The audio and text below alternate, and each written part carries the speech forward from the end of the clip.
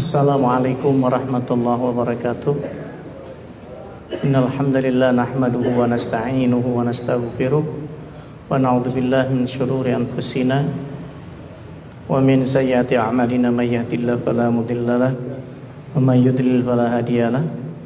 Asyhadu an la ilaha illallah wa asyhadu anna Muhammadar Rasulullah, amma ba'd.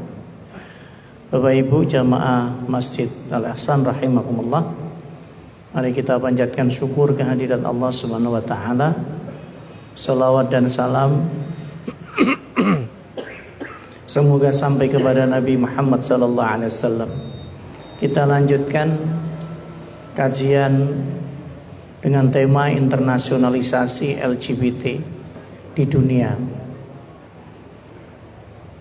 Pertemuan sebelumnya telah kita uraikan bagaimana proses internasionalisasi LGBT itu betul-betul tertata rapi, disupport oleh organisasi dunia yang dananya tidak terkira jumlahnya, dan itu dampaknya luar biasa, apalagi setelah WHO menyatakan secara resmi bahwa LGBT itu bukan penyakit, bahwa LGBT itu bukan penyimpangan. Maka dampaknya ada 14 negara yang melegalkan perkawinan sejenis. 14 negara di dunia sudah melegalkan perkawinan sejenis. Adapun yang menganggap itu sebagai bentuk kriminalitas hanya 3 negara. Kita bersyukur acara yang rencananya diadakan di Jakarta batal. Tapi bukan berarti hal itu kemudian selesai urusannya. Kenapa? Karena itu hanya batal acaranya. Hanya batal acaranya. Orang-orang LGBT-nya masih aktif. Bahkan mereka punya harga tawar menjelang pemilu 2024. Mereka akan mendukung calon presiden yang juga mendukung kegiatan mereka. Karena itu yang mereka punya. Kalau nanti calon presidennya mendukung LGBT, ya kami dukung. Tapi kalau tidak, ya suara kami tidak kami berikan kepada calon presiden itu. Apa jenengan mau bareng-bareng LGBT dukung calon presiden yang begitu? Kita ini butuhnya perubahan, bukan perubanan. Paham enggak? Kita butuh perubahan, bukan perubahan, tapi perubahan. Ini beda tipis antara uban dengan ubah. Ya Pak ya.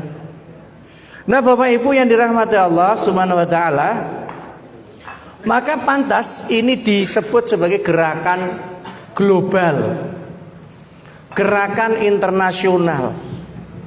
Anehnya tidak ada kesepakatan di antara negara-negara ya yang ada di dunia ini menganggap bahwa ini adalah sebuah gerakan terorisme. Karena dampak kerusakannya jauh lebih dahsyat daripada teroris bersenjata. Bagi generasi yang akan datang, ini dampak kerusakannya sangat-sangat dahsyat. Ya.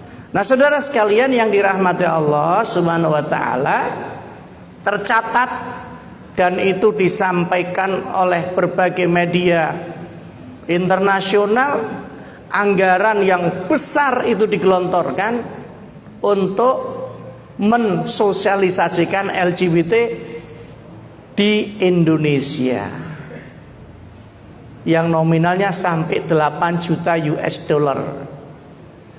Ya, 8 juta US dollar. Saudara sekalian yang dirahmati Allah Subhanahu wa taala, ya, maka mereka tidak akan berhenti ketika kegiatannya dilarang. Dilarang di Jakarta, mereka akan cari kota-kota besar di dunia yang mendukung acara itu. Bahkan akan memfasilitasi.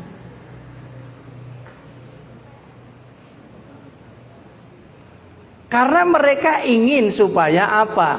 Komunitas mereka berkembang. Mereka ingin supaya pengikutnya makin banyak. Coba kalau diantara kita ada yang kober, ngitung jumlah LGBT di Pekalongan, coba. Kira-kira jumlahnya berapa, Pak? Kira-kira saja lah. Nek kon ngitung ya ora kober. Kira Pak Ustadz Sobirin kira-kira ada berapa Pak Ustadz? Banyak. Oh, jawaban paling aman nih Pak Dayat, banyak. Tapi banyak itu juga nggak mau kawin dengan banyak betina gitu kan. Banyak wedus saja nggak mau kawin dengan wedus betina. Nggak bakal wedus saya ngomong. Ya, maka di negara besar sendiri seperti Amerika, titik balik LGBT itu sangat luar biasa dan sangat-sangat disupport, didukung, didorong, didanai. Justru pada saat apa? Presidennya Obama. Ya. Justru saat presidennya Obama, di mana tahun 2009 Obama menandatangani deklarasi PBB yang menyerukan apa? Penghentian diskriminasi terhadap kaum homoseksual. Itu ditandatangani di PBB. Jadi selama ini ketika kita tidak suka dengan perilaku mereka dianggap diskriminatif. Maka kemudian PBB mengkampanyekan tidak boleh ada diskriminasi. Nah, saudara sekalian yang dirahmati Allah, ya, bahkan di tahun 2010-nya, ini rentetan-rentetannya, ya, Obama waktu itu punya niat, punya keinginan mencabut undang-undang yang bernama Don't Ask, Don't Tell atau DADT.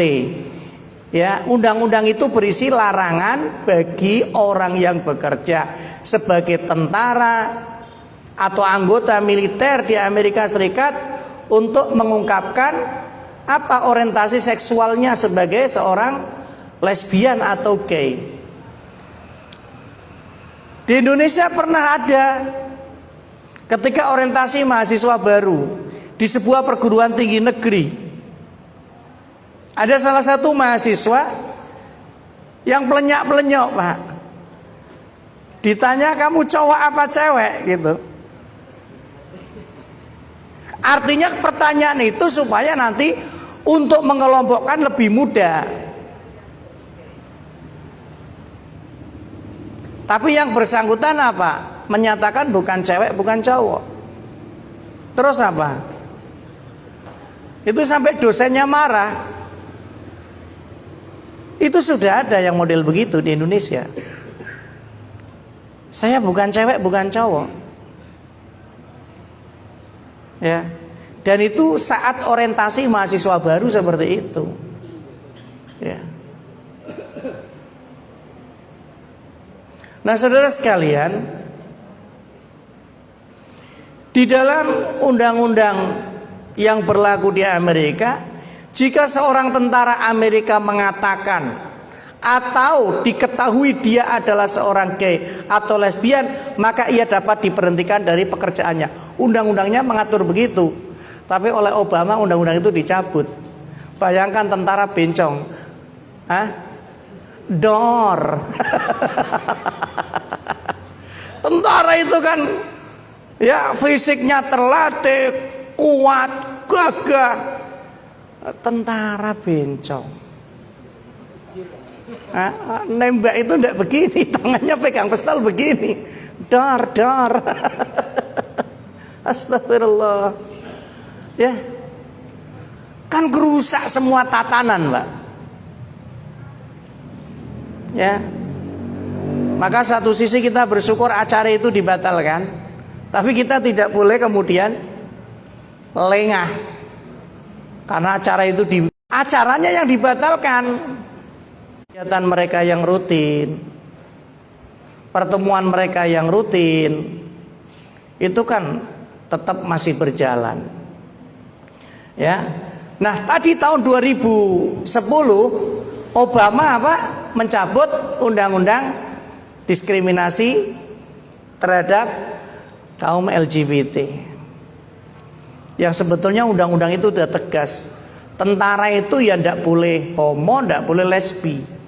Tentara itu ya laki-laki benar, perempuan gitu. Nah, ketika undang-undang itu dicabut, maka ya punya peluang yang sama untuk menjadi anggota tentara. Nah, akhirnya betul-betul dicabut di tahun 2011. Ya. Maka kemudian mereka yang gay, mereka yang lesbian, mereka yang punya orientasi menyimpang tidak menutup diri, tidak malu-malu lagi. Mereka vulgar. Ya. Bahkan seorang pendeta di Amerika diizinkan menikahkan, mengawinkan perkawinan sejenis. Mungkin ada yang berpikir, "Las, Pak ora karepe dhewe kono Amerika." Amerika. Dampaknya sampai sini, Pak. Ya, dampaknya sampai Indonesia. Ya. Dampaknya bisa sampai Indonesia. Dan itu sangat terasa sekali, Pak. Jumlahnya itu tidak berkurang, Pak. Jumlahnya itu makin lama makin bertambah. Padahal mereka tidak punya keturunan. Tapi kan mereka mencari korban. Mereka tidak punya keturunan. Gimana laki sama laki kawin mau punya anak? Cewek sama cewek kawin mau punya anak gimana? Tapi mereka menularkan. Yang akhirnya anak-anak setingkat SD, SMP, SMA pun punya perilaku penyimpang. Ya. Itu yang bahaya. Ya. Maka di tahun 2011 itu ya, isu LGBT menjadi prioritas kebijakan luar negeri. Sehingga ketika beberapa bulan yang lalu ada utusan Amerika ya yang menangani LGBT mau datang ke Indonesia, MUI menolak keras. Karena itu ada kaitannya dengan kebijakan luar negeri. Mereka datang tidak sekedar datang. Mereka datang tapi membawa misi. Mereka minta supaya LGBT bisa diterima di Indonesia seperti LGBT diterima di Amerika. Itu maksud dan tujuan utusan ya khusus Amerika yang menangani LGBT datang ke Indonesia. Maka Amerika mengatakan negaranya akan mempromosikan hak-hak kaum LGBT ke dunia internasional. Dan itu akan dijadikan sebagai kebijakan luar negerinya. Berarti kan sesuatu yang resmi dan ada undang-undang yang melindungi. Alasannya apa? Amerika memandang kesetaraan hak dan tidak adanya diskriminasi terhadap kaum LGBT sangat penting, karena hal tersebut juga merupakan poin penting dari hak asasi manusia. Kan ngeri, Pak. Negara superpower punya salah satu kebijakan luar negerinya mengkampanyekan LGBT.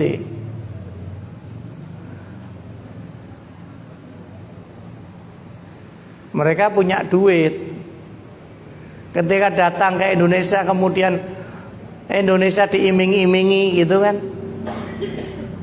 Ya, asal mau nerima LGBT udah butuh berapa? kacau. Apalagi kalau pejabat-pejabatnya mata duitan. Ya. Kadang kan masih ada yang berpikir, tidak apa-apa, yang penting bukan anak saya, tidak apa-apa, yang penting bukan saudara saya. Itu kan resiko seperti itu. Ya. Maka internasionalisasi LGBT itu diperjuangkan oleh Amerika melalui jalur diplomasi, Pak. Antar negara, antar diplomat, antar duta besar. Yang datang itu kan berarti diplomatnya. Kemudian melalui forum internasional, di mana ada kesempatan bicara mengkampanyekan LGBT, mereka akan mengkampanyekan LGBT. Ya. Bahkan mereka menampung, Pak. Menampung pengungsi dari negara-negara yang mengharamkan LGBT. Misalnya Indonesia kok mengharamkan LGBT, kemudian mereka lari ke Amerika, itu dihormati di sana, dikasih fasilitas, dikasih hak-hak imunitas, dilindungi. Nah, mungkin ya dipakani barang Pak Jamal. Itu rasa ngamen cek karo dandan menor gitu. Iso liwat depan sini jalan veteran itu. Itu Amerika sampai segitunya, Pak. Jadi bencong dari berbagai negara, LGBT dari berbagai negara, ketika mereka terusir dari negaranya akan ditampung di Amerika, Pak. Kemudian apa? Mereka menjatuhkan sanksi di negaranya sendiri ketika ada oknum atau orang yang membenci, ya, melakukan diskriminasi terhadap LGBT, itu yang ditahan bukan LGBT-nya, Pak, tapi orang yang membencinya. Ya. Jadi luar biasa. Sehingga di tahun 2015 Amerika memutuskan menggunakan cara diplomasi yang lebih terarah untuk mempromosikan hak-hak LGBT ke negara-negara di dunia. Titian Amerika, Pak, ya. LGBT dipromosikan, ya, Islamnya diperangi. Padahal kita tahu sendiri yang paling keras menolak LGBT adalah Islam. Dan itu diakui oleh pendeta. Ya. Maka Amerika menunjuk utusan khusus yang bernama Randy Berry. Ya, yang bernama Randy Berry. Itu utusan khusus Amerika yang mengkampanyekan LGBT. Yang kemarin ditolak gitu, Pak. Kok yo kober yo negara duwe diplomat khusus ngurusi LGBT. Keren itu. Ya, keren entek-entekan tapi. Ya. Apa tugasnya utusan khusus Amerika untuk mengkampanyekan LGBT? Tugas utamanya adalah mempromosikan, mendukung LGBT di dunia internasional dengan cara menjalin, menghubungkan, memfasilitasi aktivis-aktivis LGBT seluruh dunia.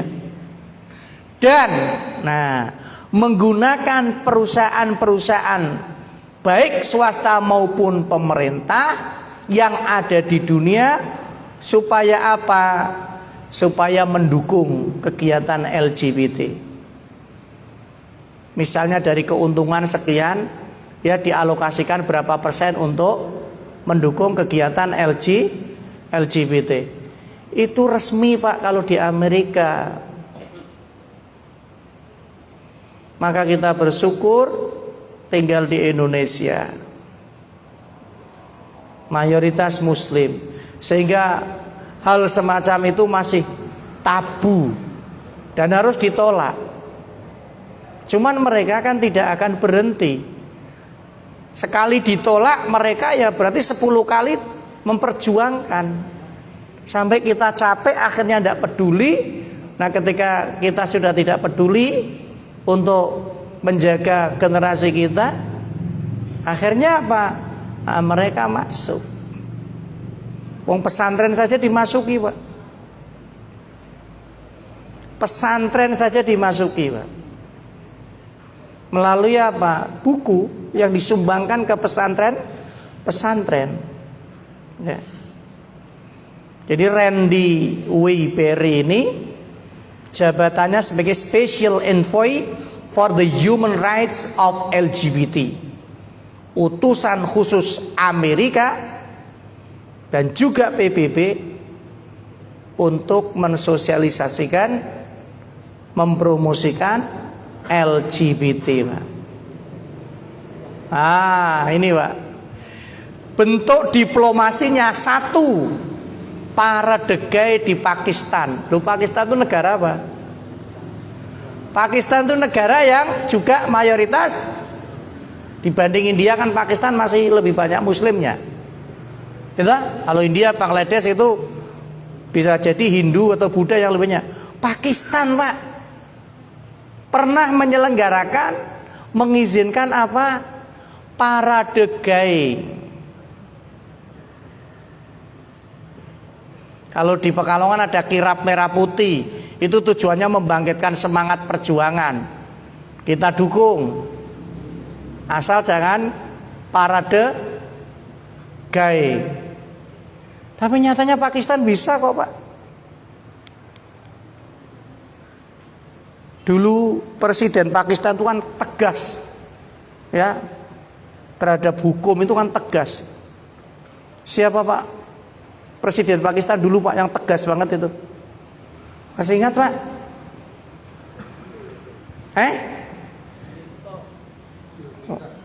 Wah, kan orangnya tegas itu. Kok bisa tahun 2011 ya negara mengizinkan adanya parade gay? Kemudian apa? Mengundang 17 duta besar untuk menonton pertunjukan musik Broadway yang isinya juga gay semua. Obama berkunjung ke Kenya, ya. Kemudian dubes Amerika, duta besar di Yordania. Yordania negara apa, Pak?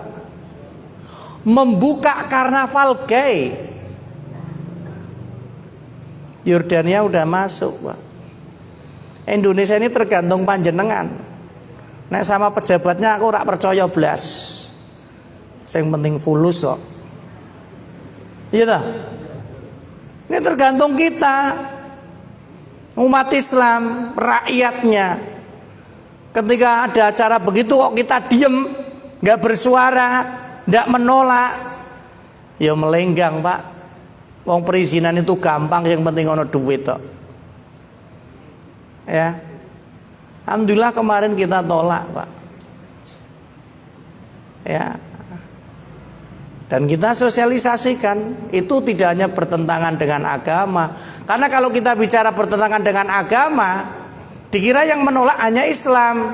Tapi kita berbicara itu juga bertentangan dengan norma-norma Pancasila yang menjadi falsafah negara. Mosok sila pertama ketuhanan yang Maha Esa, terus kok ada kayak gitu kan? Berarti Pancasila sudah nggak ada, ya. Nah, kemudian termasuk apa?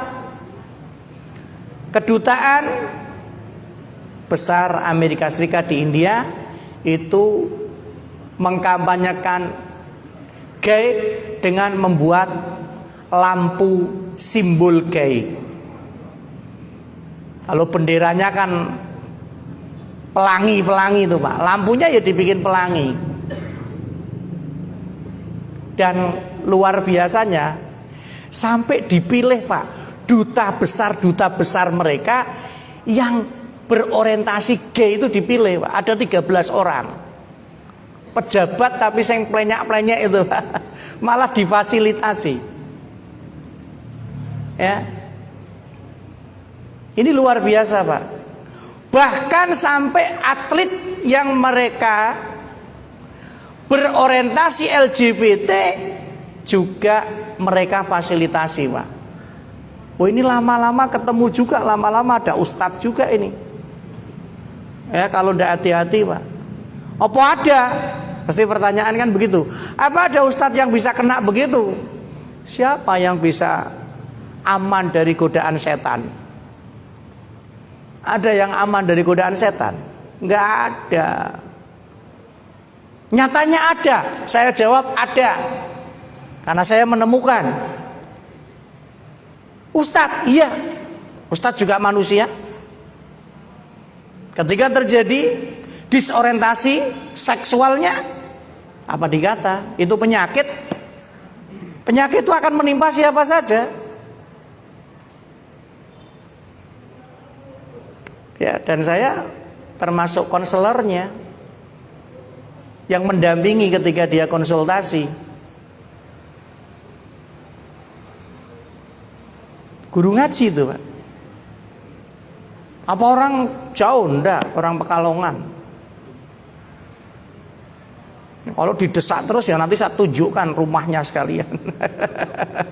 Ya rumahnya, ya namanya, tempat ngajarnya ngaji di mana itu ya ada kok. Jadi di rumah sakit itu, Pak, di rumah sakit, ya, di rumah sakit ada poli khusus tentang ini, poliklinik.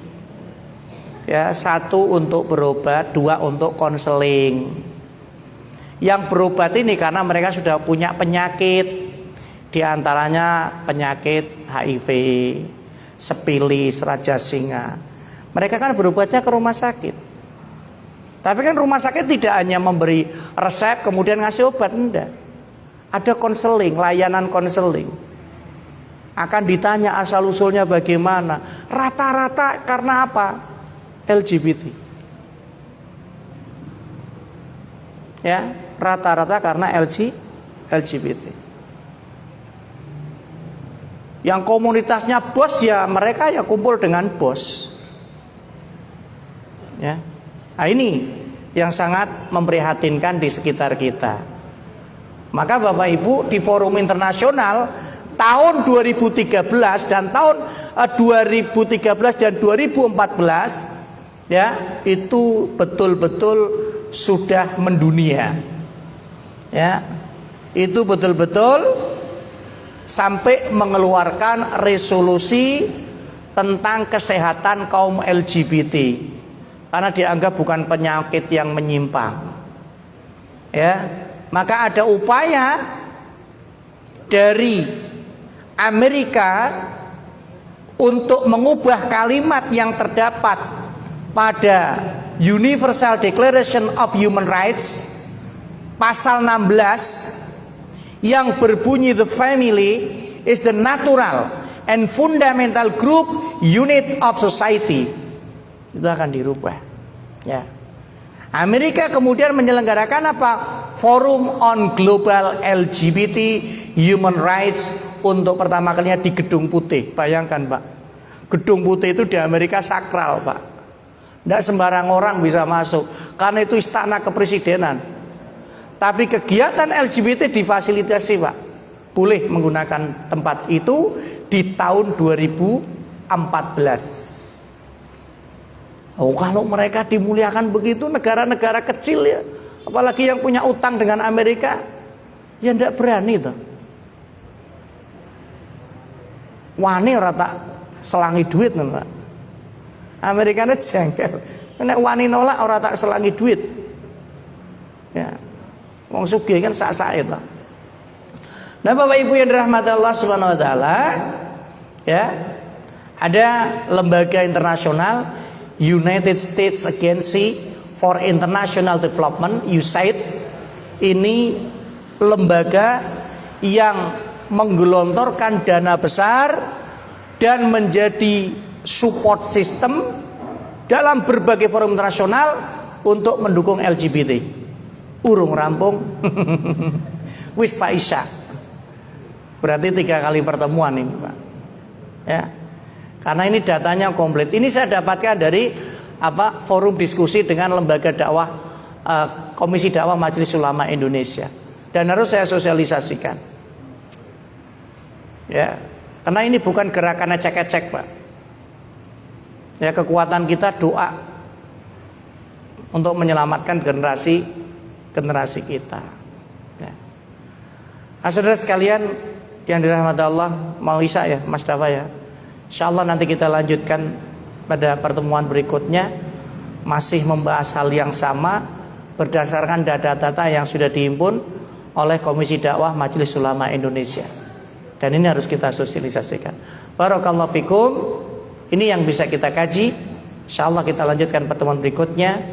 Mari kita tutup majelis ini dengan doa kafaratul majlis. Subhanakallahumma wa bihamdika asyhadu an la ilaha illa anta astaghfiruka wa atubu ilaik. Wallahu a'lam bissawab. Wassalamu alaikum warahmatullahi wabarakatuh.